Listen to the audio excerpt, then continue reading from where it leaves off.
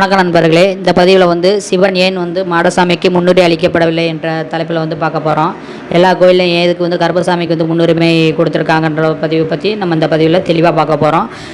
போன 2 பதிவுலேயும் சிவ சுடலை மாடசாமியை பற்றியும் தலவாய் மாடசாமியை பற்றி இவங்க 2 பேரோட அவதாரங்களையும் அப்புறம் கருப்பசாமியை பற்றியும் பார்த்தோம்.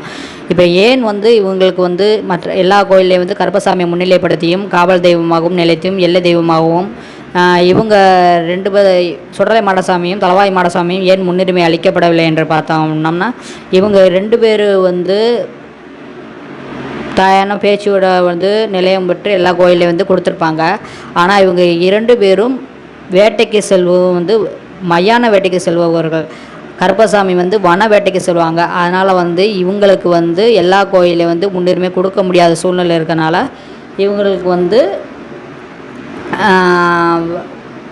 மையான வேட்டைக்கு செல்லக்கூடிய இடத்துல மட்டும் இவங்களுக்கு முன்னுரிமை கொடுத்துருப்பாங்க. ஆனால் கருப்பசாமி வன வேட்டைக்கு செல்வதனால எல்லா இடத்துலையும் இவங்களுக்கு முன்னுரிமை கொடுக்குறாங்க.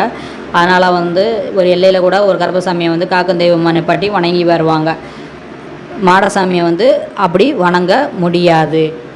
ஆனால் எல்லா கோயில்லையும் சிவபெருமான் என்ன பண்ணியிருக்காரு அப்படின்னம்னா, இந்த 21 தேவதைகள் இந்த மாடசாமியோட 21 அவதாரங்களுக்கும் தலவாய் மாடசாமியோட அவதாரங்களுக்கும் முன்னுரிமை கொடுத்துருக்காரு. எப்படி அப்படின்னம்னா, எல்லா கோயில்களிலும் கொடிமரம் இருக்கும்.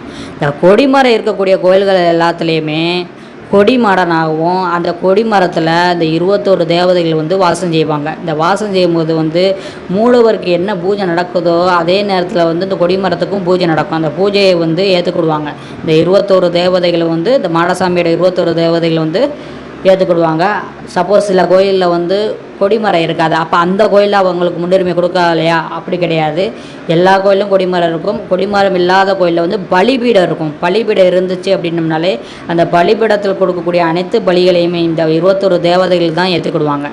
அப்போ என்ன பண்ணுவாங்க அப்படின்னம்னா, கொடிமரத்தில் கொடிமாடனாகவும் பலிபீடத்தில் வரக்கூடிய பலிகள் எல்லாத்தையும் இந்த மாட தேவதைகள் ஏற்றுக்கிடுவாங்க. அப்புறம் சில கோயில் பூக்குழி இறங்குவாங்க. அந்த பூக்குழியில் இறங்கும் போது அக்னி மாடனாக சில விஷயங்கள் செய்வாங்க. அப்போ அந்த இடத்துல அக்னி மாடனாகவும் சில இடத்துல தேர் இழுப்பாங்க கோயிலில். அந்த இடத்துல தேர் எடுக்கக்கூடிய கோயிலில் தேரடி மாடனாக நிலையம் வாங்கியிருப்பாங்க. அது அந்த கோயில்கள் குருக்களுக்கு அது நல்லாவே தெரியும்.